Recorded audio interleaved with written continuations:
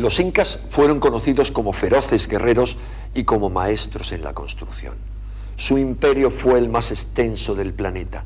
Perduró durante un siglo hasta que un grupo de solo 175 aventureros españoles consiguieron subyugar nada menos que a 7 millones de habitantes. ¿Cómo pudo ocurrir algo así? ¿Cuál fue el motivo por el que estos temibles guerreros no ofrecieron resistencia alguna a los invasores?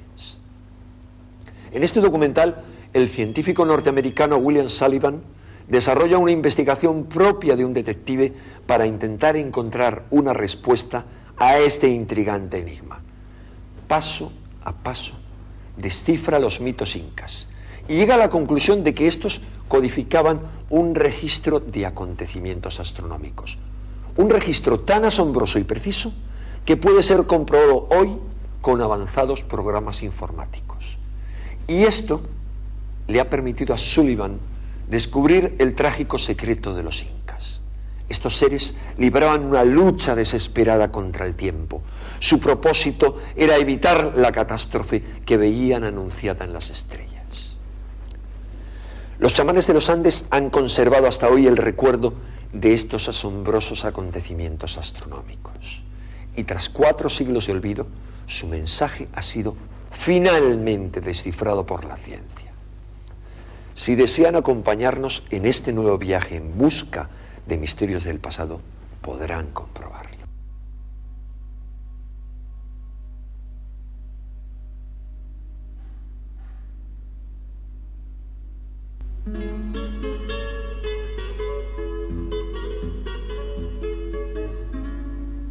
Sol radiante de los Andes, tú que caminas por el mundo. Este relato está impregnado por una emoción que raya en el desaliento, por la indiferencia del mundo contemporáneo respecto al pasado. Y este sentimiento es como una sutil opresión. No nos perdamos, no nos olvidemos de los que se han ido antes, porque sin conocerlos a ellos, ¿cómo puede usted saber quién es? En 1532, la oscuridad envolvía un continente entero. En pocos días, el mayor imperio de esa época se desmoronaba cuando 170 conquistadores irrumpieron en la historia de América.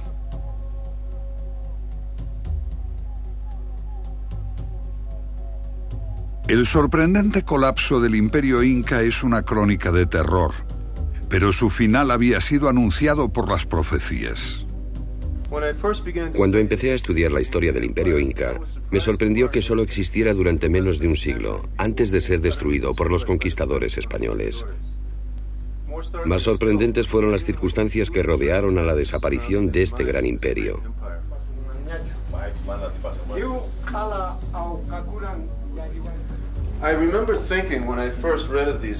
Cuando leí por primera vez lo que había pasado, pensé, ¿cómo puede ocurrir? Uno está acostumbrado a pensar en el destino como algo más etéreo. Al final, supe que el destino de los incas estaba escrito en las estrellas.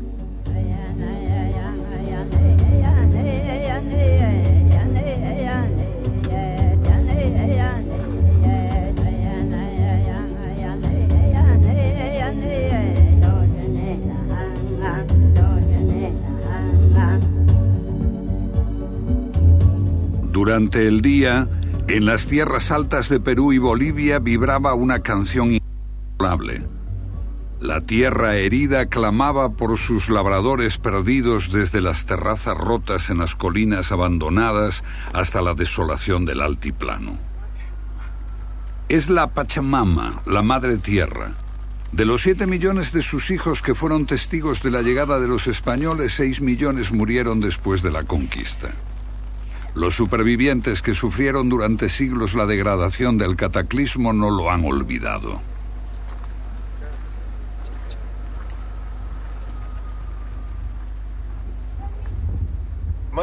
Mucho de lo que sabemos sobre el Imperio Inca proviene de los cronistas españoles. Los incas no habían desarrollado la escritura y muchos piensan que solo tenían una idea muy vaga de su propia historia. pero nada más lejos de la verdad. Para situar su propia historia en el río del tiempo, los incas crearon sus propias embarcaciones, los mitos. Esta idea es discutible. Hay ruinas y trozos de cerámicas que pueden mostrar el firme avance del hombre desde las cavernas, pero hay quienes creen que nuestros antepasados pueden haber sido más antiguos y distintos de lo que la arqueología oficial está dispuesta a aceptar.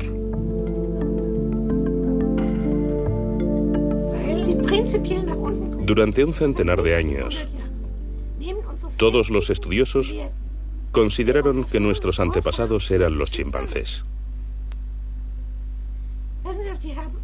Cuando Darwin llegó con su maravillosa evolución, cometieron el error de pensar: déjenme amarrar mi pequeña barca detrás de este gran barco. Y así navegamos. Pero la teoría de la evolución está pensada solo para organismos, y nuestros antepasados no eran amebas. Hace 10 años, Herta von Degen escribió un libro demostrando que nuestros antepasados poseían sorprendentes conocimientos sobre astronomía, ocultos y codificados en sus mitos, un conocimiento hasta ahora ignorado. Lo que está en cuestión aquí es toda la historia de la civilización. Puede que no haya ido en línea recta desde los estúpidos hombres de las cavernas hasta nosotros, los listos, con nuestra bomba de hidrógeno y dentífricos a rayas. John West aplicó la geología, la astronomía y los mitos para descubrir que la esfinge de Gizeh debe de tener algunos miles de años más de lo que creen los egiptólogos. Entre muchos estudiosos existe la convicción de que el pasado distante es mucho más interesante de lo que parece y que la gente tenía entonces conocimientos más avanzados de lo que creíamos hasta hace poco. Un aspecto al que dedicaron sus esfuerzos fue el estudio del cielo. Y actualmente disponemos de una gran capacidad para recuperar esta información, incrementada con las posibilidades que nos ofrecen los ordenadores digitales. Bill Sullivan detecta en los mitos una precisión de conocimientos tan sofisticados como los monumentos de piedra de los incas. Sorprendentes conocimientos de astronomía, impresionantes profecías, las claves para responder al misterio de por qué un imperio poderoso cayó en manos de un puñado de conquistadores. 5 años antes, el último inca auténtico había profetizado la pérdida del imperio cuando agonizaba. ¿Fue esta la causa de la resignación de los incas ante los conquistadores españoles? Los enigmas de los Andes. Vayamos a la búsqueda de sus secretos. Algunos los conocemos gracias a esta anciana alemana y a las desiertas planicies que ella preservó para la posteridad. Aquí está en sus últimos días la difunta María Reiche y la maravilla que es Nazca.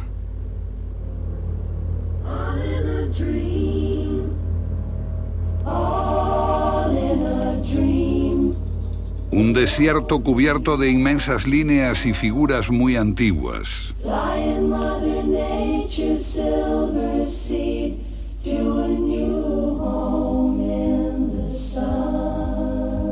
Su significado es confuso, pero debe de tener relación con la astronomía. Este es un testimonio de una visión mágica del mundo, el cosmos y sus poderes. Estas imágenes permanecieron mudas y desconocidas durante siglos porque en la Tierra son virtualmente invisibles, solo se captan desde el aire. El mono representaba la llegada anual del agua. El milagro de la vida para ese pueblo del desierto era anunciado por la aparición de esa constelación. Una enorme fortaleza destaca sobre Cuzco, antigua capital de los incas. Forma la cabeza de un puma con la ciudad debajo, que es el cuerpo del puma. Y esto solo es visible desde el cielo. Pero si el mundo entero cree que el desierto de Nazca es único, se llevará una sorpresa. El día del solsticio, cuando el sol está en el extremo norte o el extremo sur, en junio o en diciembre, el 21 de junio, el sol del solsticio ilumina las montañas del Valle Sagrado. Aquí, el investigador peruano Fernando Elorrieta descubrió una pirámide con una base 28 veces más grande que la Gran Pirámide de Gizeh, diseñada para permanecer invisible. Las líneas marcan los solsticios de junio y diciembre y también los equinoccios, el 21 de marzo y el 21 de septiembre. La pirámide solo puede verse desde las montañas. De ninguna manera es posible comprender que estamos sobre probablemente la pirámide más grande del mundo. Esta es la ventana donde ingresa la luz del sol en el amanecer de junio 21. Es un inmenso reloj de sol y de la eternidad. Los andinos no tratan de dominar a la naturaleza, sino de vivir en total armonía con una de las geografías más diversas del mundo. Lo fundamental fue crear, diseñar testimonios que vincularan al hombre con el cosmos. Y solo las personas especializadas, no las personas profanas, podían comprenderla. Los secretos de una élite de sacerdotes y de nobles. El 21 de junio se reunían aquí para contemplar un puma que aparecía en el solsticio, hasta que los españoles le cortaron la cabeza.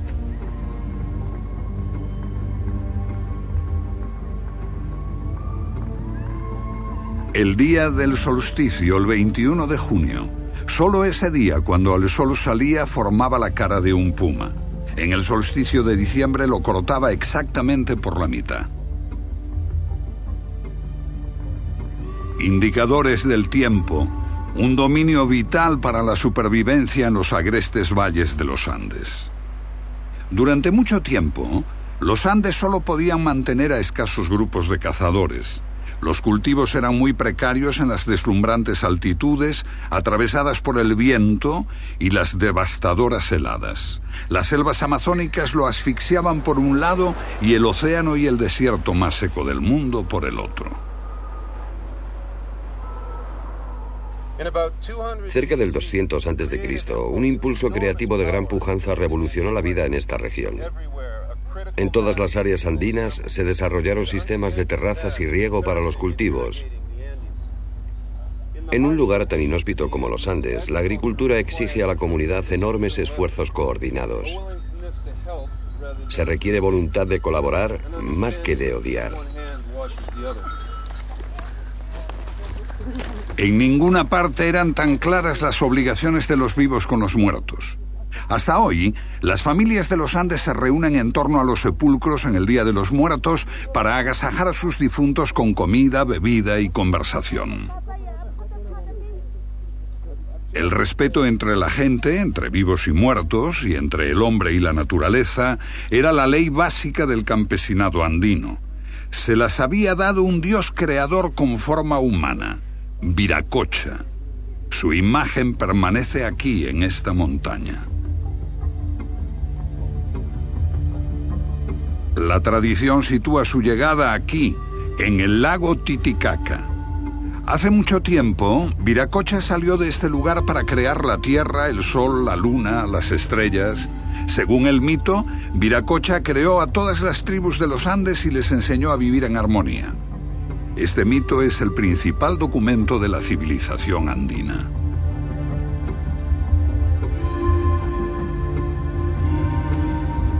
Cada tribu poseía un lugar propio llamado Pacarina. Podía ser una fuente, una caverna o una colina, de la cual habían emergido los ancestros de cada tribu, llegados desde el lago Titicaca y enviados por el dios Viracocha para poblar los Andes. La Pacarina era como el título de propiedad de una tribu. Demarcaba el derecho de posesión de las tierras tribales desde tiempos inmemoriales. Lo genial de este sistema era que la Pacarina significaba el lugar del amanecer. Del mismo modo que cada estrella tenía un lugar fijo en el firmamento en relación con las otras, cada tribu tenía su propio territorio bien fijado y podía vivir en armonía con todas las otras tribus. En cierto sentido, una Pacarina es literalmente un portal a las estrellas. Aquí, en la cúpula del cielo, están escritas las formas de pensamiento de la civilización andina. De noche, resplandece un firmamento de brillo inmaculado. Aquí está la Vía Láctea, una banda brillante en el cielo centellea con tal intensidad que su gran espiral de polvo interestelar aparece con asombrosa nitidez. Oscura e insondable, estas nubes negras reciben el nombre de llama, cóndor, perdiz, sapo, serpiente, zorro. El zorro y la llama. Imágenes en el cielo nocturno de los Andes que serán cruciales en esta historia y que se reflejaban en sus tierras sagradas. Los incas concibieron de que este valle es sagrado por ser un reflejo en espejo de la Vía Láctea.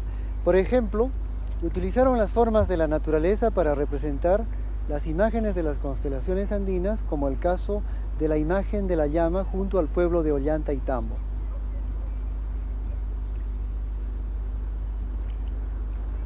Al igual que los antiguos egipcios, que veían al Nilo como una vía láctea terrestre y construyeron sus pirámides como un reflejo de Orión, la constelación del dios Osiris, también los incas veían a su valle sagrado como un reflejo de la Vía Láctea y utilizaban la naturaleza para configurar constelaciones.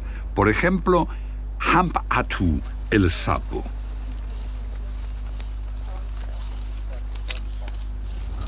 Por encima de la ciudad de Urubamba, la forma de un cóndor que salía en el solsticio emprendía vuelo hacia el sol. Aquí en Pisac, la imagen de la constelación del cóndor, con las alas abiertas en actitud de llevar a los espíritus a la Vía Láctea. Para los incas, la Vía Láctea y los días de solsticio eran de suma importancia. Ellos creían que estos días eran un puente que conectaba al mundo celeste con el terrestre. El solsticio de junio era un día de ritual sagrado, porque ese día el sol salía en la Vía Láctea y establecía el puente hacia la tierra de los dioses. Además, en el solsticio de diciembre, al salir por la Vía Láctea, el sol abría las puertas de la tierra de los antepasados, permitiendo que los vivos consultasen a los muertos. El tiempo, marcado por el sol y las estrellas, de su importancia para nuestros ancestros no recordamos casi nada. Hicimos todo para olvidarlo. Tenemos relojes digitales. Y deberíamos saber que la manecilla grande es la luna y la pequeña es el sol. Todo está tomado del sol, la luna y las estrellas. Pero nadie ha olvidado. Esto es Huaylu Urruti, una antigua montaña sagrada de Perú donde cada año 10.000 personas vienen a recoger agua bendita para sus iglesias cristianas. En los días de Huaylu Urruti también se conmemora un antiguo rito indio. En el mito occidental, el cazador celestial Orión se enfrenta a la constelación de Tauro, cuyo omóplato está formado por las 7 estrellas de las Pléyades, una constelación que desaparece durante un mes. Los días previos a la reaparición eran cruciales para los campesinos y su calendario agrícola.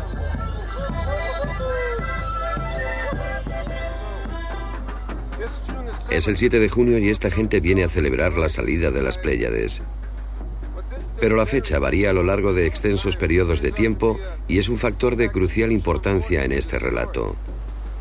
Porque nos lleva a otra época lejana, cuando los pueblos de los Andes experimentaban un Pachacuti, el fin de un mundo.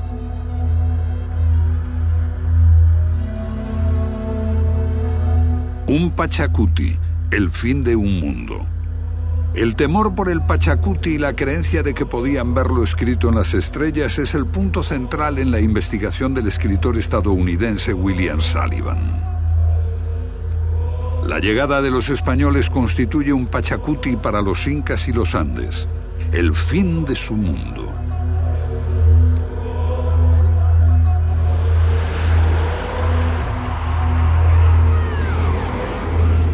Pero antes de eso, hay un mito anterior de inundación y diluvio, una versión andina de Noé y el arca.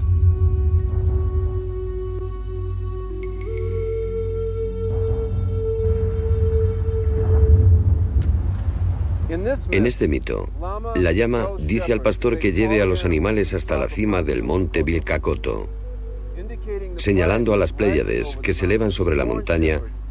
Advierte al pastor que en un mes se producirá la inundación. Y mientras suben las aguas, la cima del monte se llena de animales. Ese zorro resbala y se moja la cola, por eso la cola del zorro es negra. En el mito, las enormes montañas como el Vilcacotto simbolizan el solsticio de invierno. Y así sabemos que buscamos justamente lo que dice la llama, la época en que las Pléyades se alzaban exactamente un mes antes del solsticio del 21 de junio.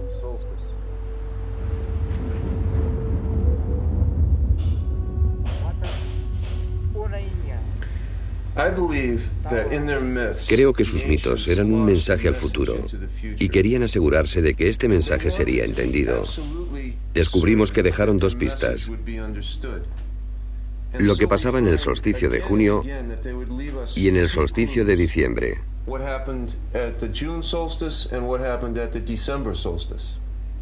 Ahora el ordenador nos muestra los cielos en el pasado.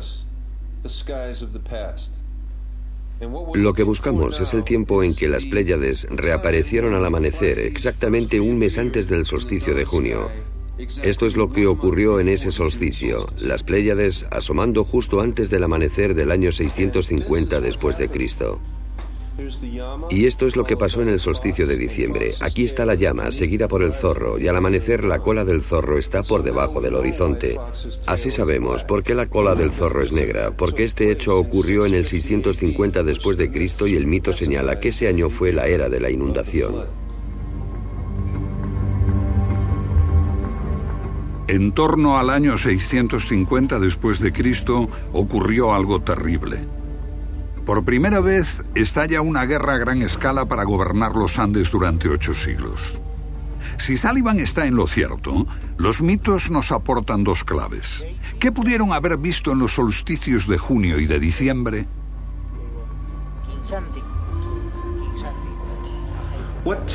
¿Qué terrible acontecimiento hizo que los astrónomos andinos se fijasen en el cielo? La clave está en la gran importancia de la Vía Láctea como un camino hacia el mundo de los muertos y los dioses. Y esto es lo que pasó. En el solsticio de junio del 650 después de Cristo, la Vía Láctea no estaba ya en el horizonte cuando salía el sol. Eso significaba que las puertas a la tierra de los dioses se habían cerrado. Los mitos dicen que Viracocha, lleno de pena, abandonó este mundo. Y de hecho, los agricultores recuerdan el inicio de una gran guerra, un cataclismo que destruía el equilibrio que el dios había construido. Lo que los chamanes andinos vieron fue un Pachacuti, un fin del mundo. Así, el puente hacia los dioses desaparecía para siempre. Mientras tanto, los Andes se convertían en víctimas de un estado altivo y brutal. Los gobernantes militares de Huari impusieron duros tributos y trabajos forzados. Los que se resistían eran eliminados en rituales sangrientos.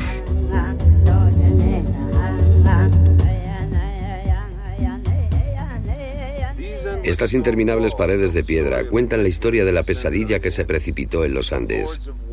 Los señores de Huari obligaron a los campesinos de esta región a que las construyeran. Numerosas barracas como campos de concentración, donde los funcionarios de Huari podían vigilar el trabajo forzado, recaudar impuestos y controlar la producción de objetos de lujo. Las tierras altas andinas implosionaron, tribu contra tribu, valle contra valle. Surgió una nueva élite, los guerreros, cuyo objetivo era someter a los campesinos y perpetuar la guerra a sus expensas. Los campesinos se consideraban descendientes de las estrellas. Los guerreros se comparaban con los planetas, libres para vagar entre las estrellas. Los estudiosos afirman que los pueblos andinos no conocían los planetas, pero en este cielo cristalino parece difícil pasarlos por alto. Un cronista hizo una lista con todos sus nombres y tenían un sorprendente parecido con los dioses planetarios de Grecia y Roma.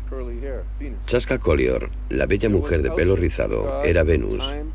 Aucha, el dios del tiempo, la justicia y la recompensa, era Saturno. El dios de la guerra, Acayoch, era Marte. Cuatahuililla, el mensajero, era Hermes o Mercurio. Y Pirúa, de donde puede venir el nombre de Perú, era el rey, el dios supremo, Júpiter. En este periodo, Viracocha, el dios que se había marchado, también fue visto bajo otro aspecto. Estos son restos de un templo inca dedicado al dios supremo Viracocha. Los españoles creyeron que esta era una palabra inca que significaba lejos desde el mar. Pero los incas se rieron porque la palabra viene de una región totalmente distinta y de una lengua que se hablaba en el lago Titicaca, donde se originaron los dioses. Y allí significa plano inclinado del mar celestial, pero ¿inclinado en relación a qué? Lo que se indica es la trayectoria descrita por el ecuador del Sol respecto al plano del ecuador terrestre. Y la posesión de este conocimiento era la clave para entender la precesión y el movimiento de las estrellas. El fenómeno astronómico de la precesión era el gran misterio que fascinaba a nuestros antepasados y no es difícil explicar. ¿Lo recuerda?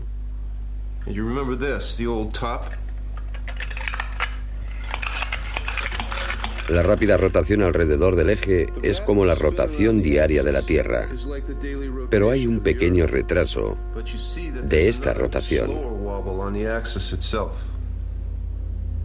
Un giro excéntrico del eje se produce cada 26.000 años.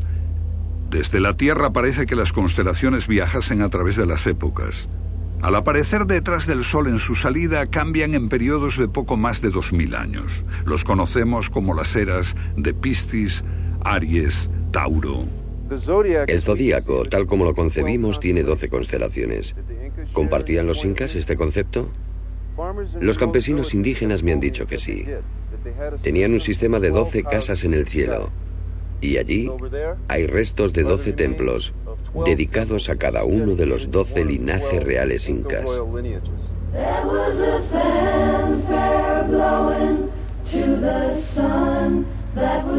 Los símbolos son distintos, pero el significado parece el mismo. El dios Viracocha se convierte en el regidor de este eterno movimiento y se identifica con Saturno, como ocurre en el mito griego con Van Di, el dios creador de China, dioses que distribuyen el tiempo y la precesión. Saturno era llamado el padre del tiempo, porque efectuaba un periodo más largo que cualquier planeta en torno al Sol. Y los antiguos utilizaban a Saturno para rastrear el inmenso trayecto del tiempo procesional a través de sus conjunciones con el planeta Júpiter. Para medir esa distancia de 26.000 años existía este atajo. Saturno y Júpiter se unen cada 20 años. Cada conjunción ocurre a una tercera parte de su paso a través del zodíaco, pasando ligeramente por su anterior ubicación.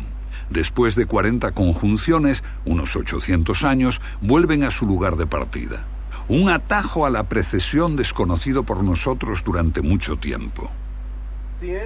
Pero los pueblos andinos lo sabían muy bien.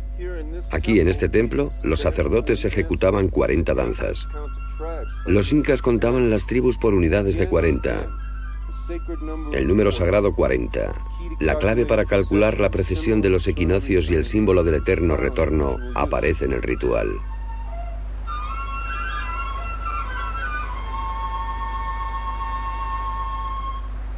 Desde la ciudad de Cuzco se difundían 40 líneas rectas a partir de dicho centro.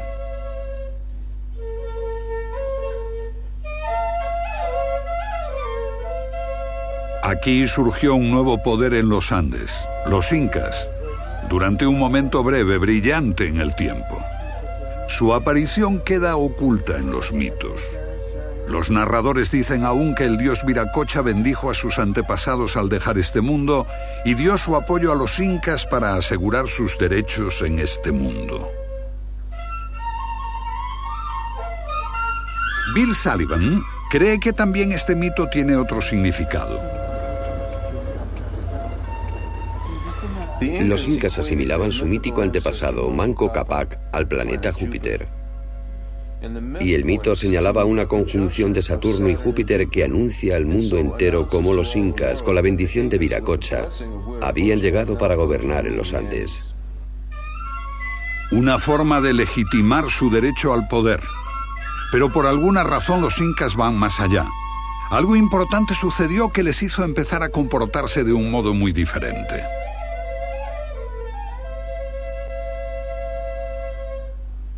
Según una tradición, el imperio inca nació bajo la sombra de una profecía. Su origen se sitúa en torno al año 1440, menos de 90 años antes de la llegada de los españoles. Los incas son solo una tribu más entre muchas, y su valle de Cuzco está siendo invadido por un enemigo odioso. Su viejo rey está en retirada, está desesperado, pero no solo por ese ataque enemigo. Dentro de 5 generaciones, dice a su hijo Yupanqui y a sus generales, habrá un fatal Pachacuti, un final de los tiempos, y la totalidad de los Andes será destruida. Pero su hijo, el príncipe Yupanqui, no quiere rendirse, aparta a su vacilante padre y se hace con el mando.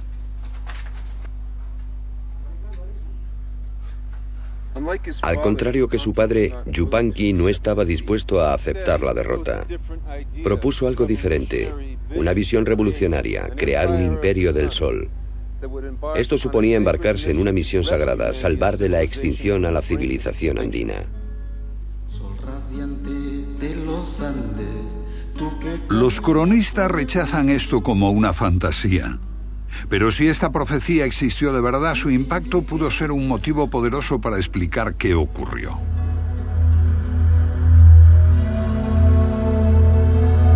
El príncipe Yupanqui asume un nuevo y significativo nombre: Inca Pachacuti, el que derriba el mundo.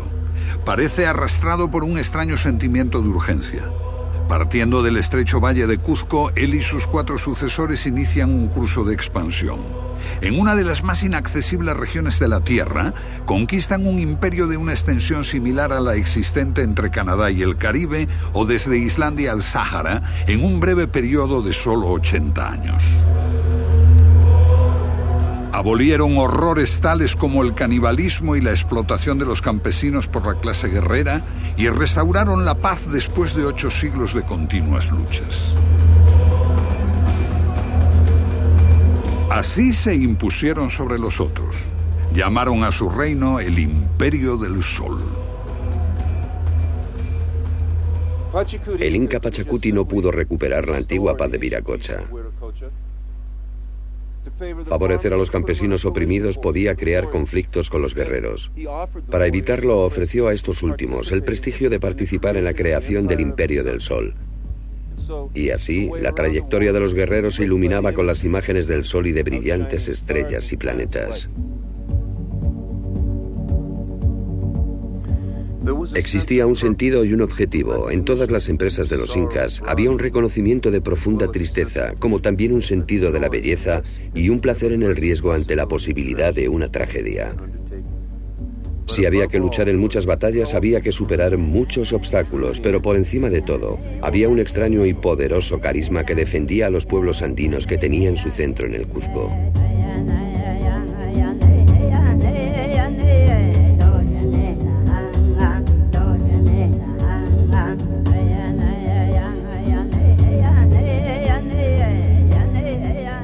Esta es una de las mayores atracciones turísticas del hemisferio occidental, Machu Picchu.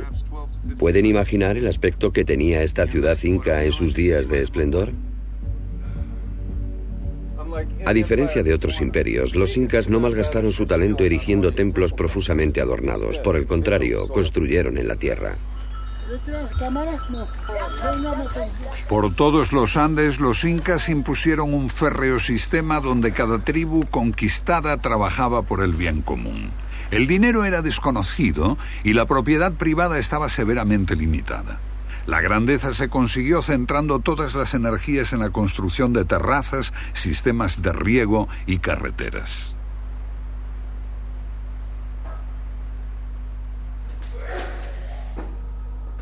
Aquí, para provecho de los viajeros, los incas construyeron un refrigerador natural.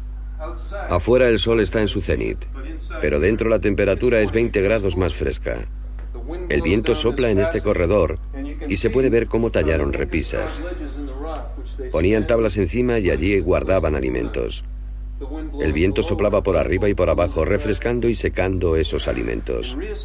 Al intentar restablecer la armonía de los tiempos de Viracocha, su principal preocupación era la restauración de la magnificencia perdida. Para crear un imperio que no conociese el hambre, construyeron almacenes de alimentos en todas partes. La comida se podía transportar a cualquier lugar del imperio en pocos días para alimentar a la gente hambrienta. Almacenes como este, colocados en lo alto sobre estos riscos donde se guarda maíz que el viento de este valle mantiene seco y evita que se pudra.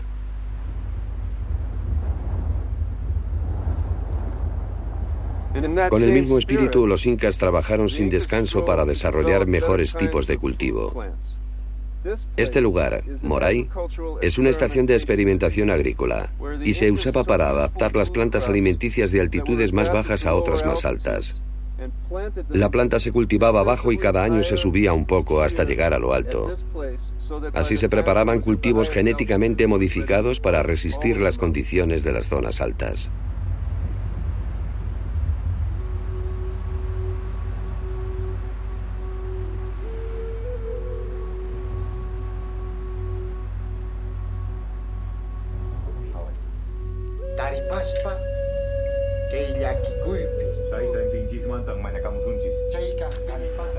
¿Qué impulsaba a los incas?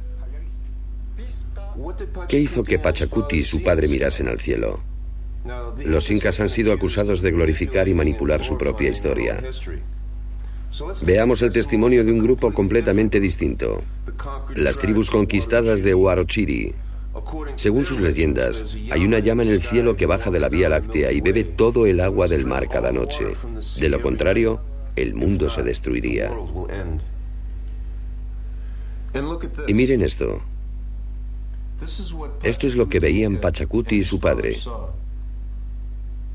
Igual que en el 650 después de Cristo, cuando un zorro se hundía, ahora es el turno de la llama.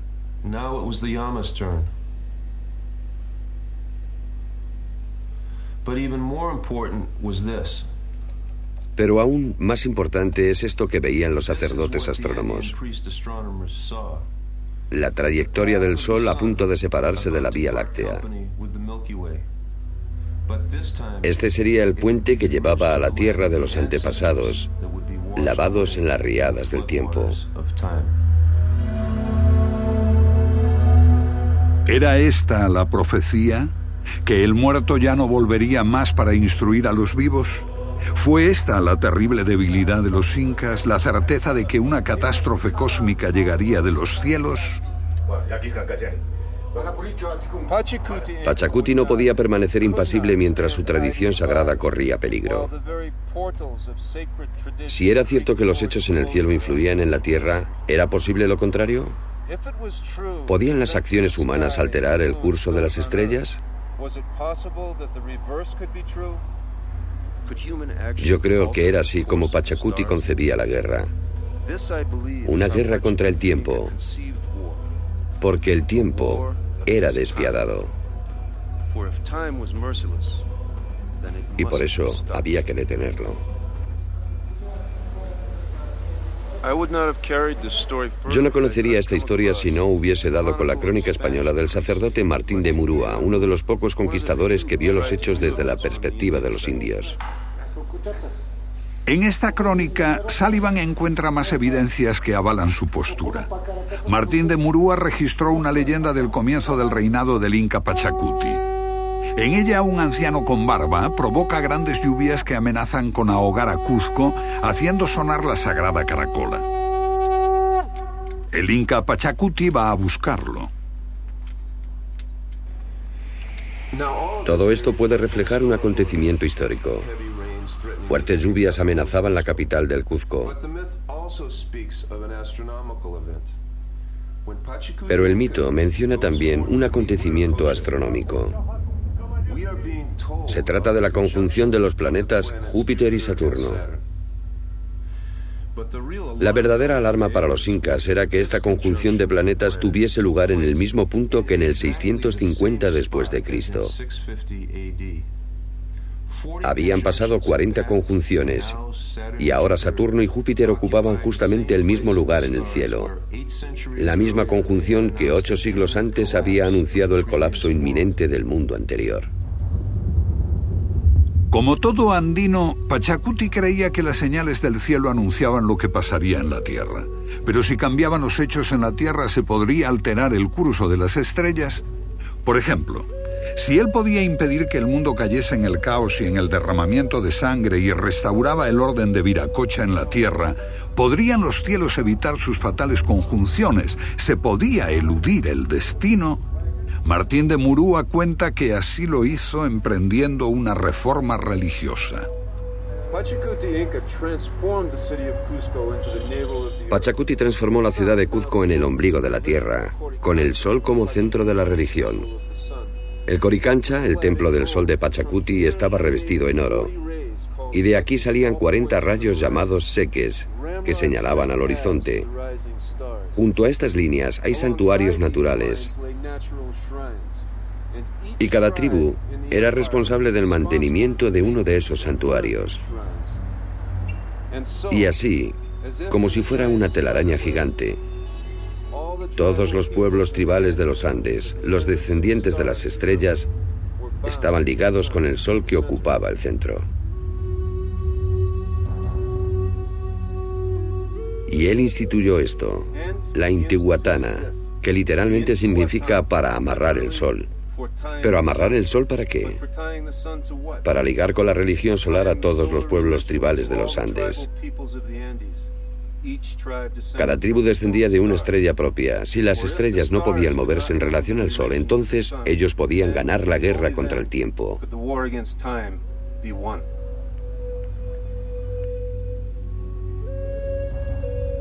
Y Pachacuti se convirtió en soberano de todos.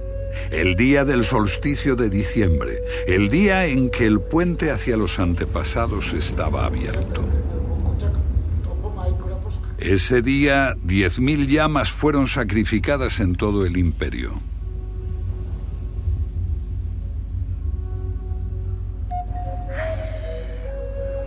Su sangre fue bendecida y colocada en pequeños cuencos de cerámica. Los mensajeros llevaron los cuencos a todo el imperio para arrojarlos en la cima de cada colina o montaña.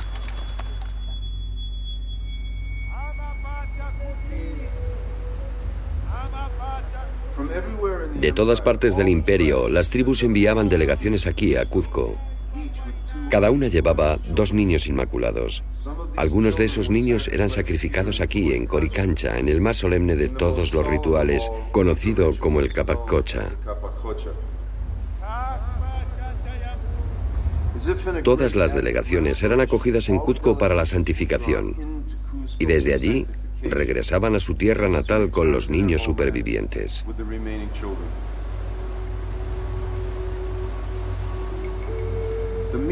El significado del Capac Cocha había sido un enigma desde el principio. Yo creo que su secreto está en el significado de la misma palabra. Capac era el rey sacerdote y astrónomo, y Cucha significa súplica, la súplica del rey, porque era gracias a esta súplica del Inca que los niños sacrificados viajaban a las estrellas.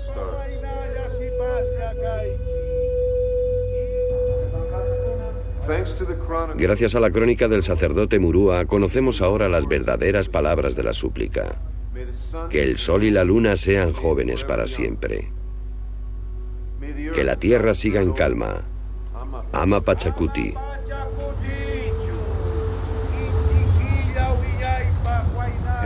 Y que haya paz. Pero con todo un imperio bajo control y en paz, ¿dónde estaba la guerra? Creo que existía solo una guerra para los incas, la guerra contra el tiempo.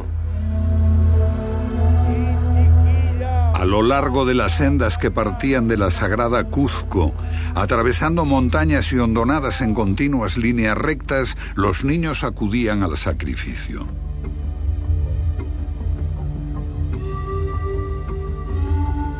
Aún los encontramos allí, acompañados de sus muñecos, pequeños cuyo destino era llevar al cielo las súplicas del mundo.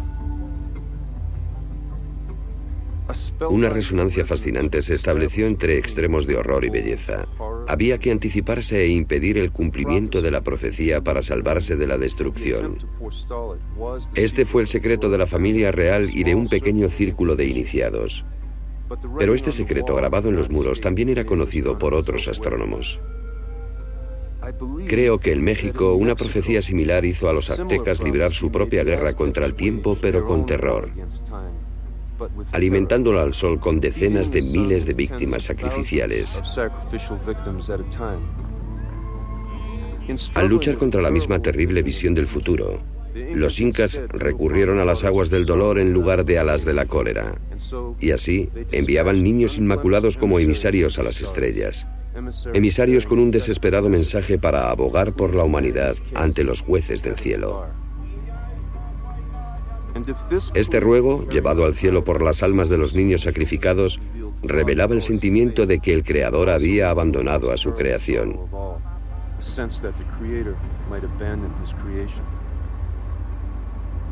Esto, creo, fue la estrategia desesperada que los incas aplicaron para evitar el fin del mundo. Pero si quieren hacer reír a Dios, cuéntenle sus planes.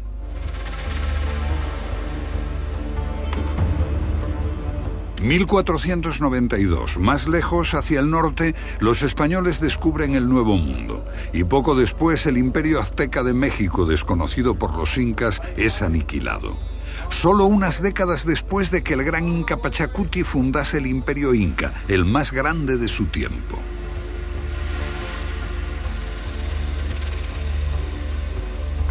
El quinto gran Inca, el último de ellos en gobernar, Huayna Cápac, yace moribundo por una enfermedad desconocida. Es el flagelo de la viruela que los europeos trajeron al Nuevo Mundo y ahora les precede. La historia dice que sus últimas palabras fueron estas: entonces voy a ser el último, la guerra está perdida. Creo que lo que realmente le conmovió fue lo mismo que el Inca Pachacuti había visto y temido: el camino del sol, partiendo de la Vía Láctea, y la creencia de que la entrada en la tierra de los muertos, en el mundo de los antepasados, estaba cerrada. Y este hecho se acentuaba por una única conjunción de los 5 planetas visibles, un hecho registrado hasta en China. Venus y Mercurio se unían con Júpiter y Saturno, y con Marte, el planeta rojo de la guerra. Los otros 4 no se detendrían, pero Marte se quedaría rezagado en el cielo y contemplaría la destrucción inminente.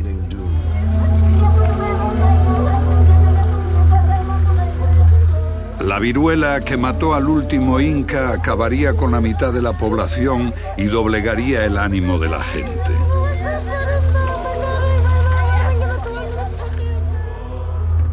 La aparición del fenómeno que hoy conocemos como la corriente del Niño azota el país y destruye las tierras costeras. Estalla una guerra civil entre los aspirantes a reinar, destruyendo la confianza de la gente en un liderazgo justo. Solo entonces llegaron los conquistadores españoles.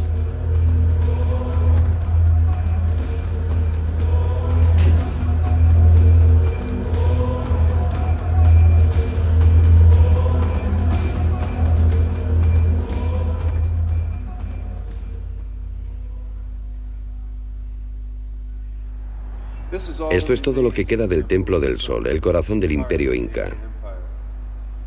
Estos muros estuvieron recubiertos de oro para reflejar los rayos del sol. Los conquistadores españoles lo arrancaron, y sus restos yacen ahora empequeñecidos por el monasterio dominico que se construyó encima. Nada podría simbolizar mejor el efímero brillo y la trágica desaparición del Imperio Inca.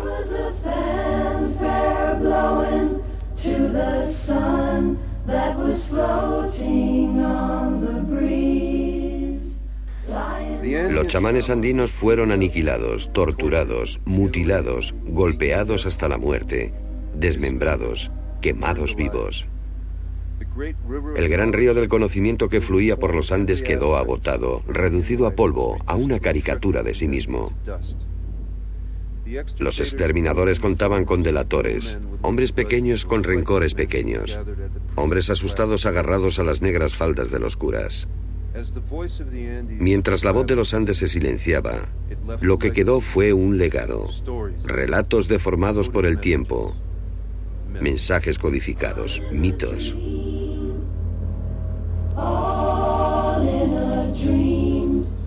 Los incas se esforzaron en crear paz y justicia, para unir a las tribus guerreras, para crear magnificencia y belleza.